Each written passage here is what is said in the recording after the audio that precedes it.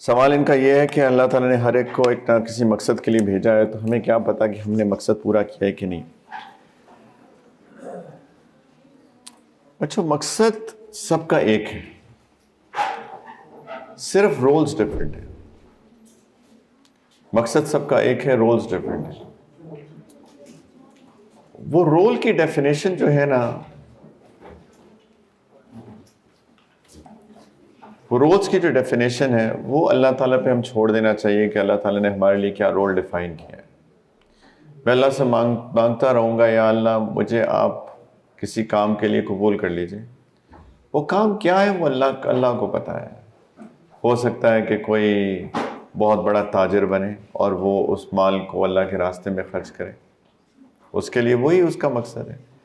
یہ جو مقصد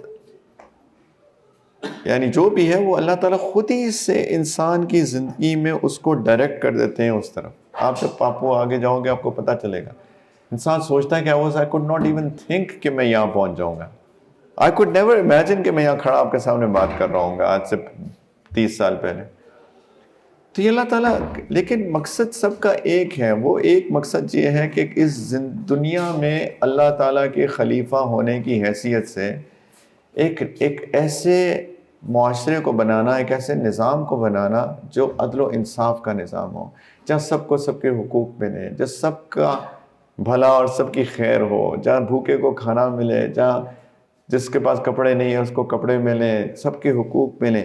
یہ ہم سب کی انفرادی ذمہ داری ہے کہ اپنے اپنے ڈومین میں رہ کے میں کیا کر سکتا ہوں اپنے معاشرے کے لیے۔ یہ اللہ نے، یہی تو خلافت ہے۔ انی جاعل فی الارض خلیفہ، میں زمین میں اپنا خلیفہ بنانے لگا ہوں۔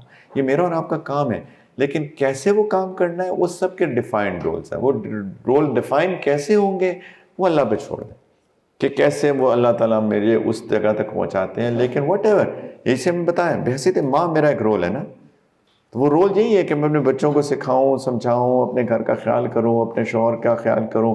میں گھر کی عورت ہونے کے اس کے اندر میرا ایک رول ڈیفائن ہے۔ وہ یہی شریعت اور سنت ہمیں بتاتی ہے۔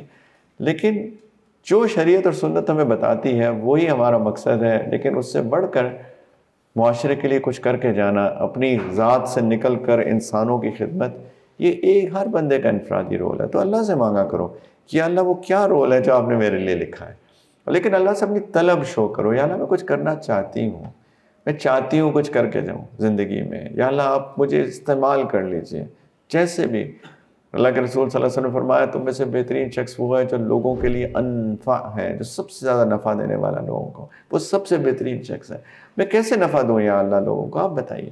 ہو سکتا ہے اللہ تعالیٰ کہیں کہ تم ماں بن کے اس سے بڑا نفع کیا دے سکتی ہو، مے بی، رائٹ۔ لوگ سمجھتے ہیں نہیں جب تک میں جا کے کسی راؤنڈ اباؤٹ پہ کھڑے ہو کے نعرے نہیں لگاؤں گی 4 تو میں شاید کچھ نہیں کر سکتی۔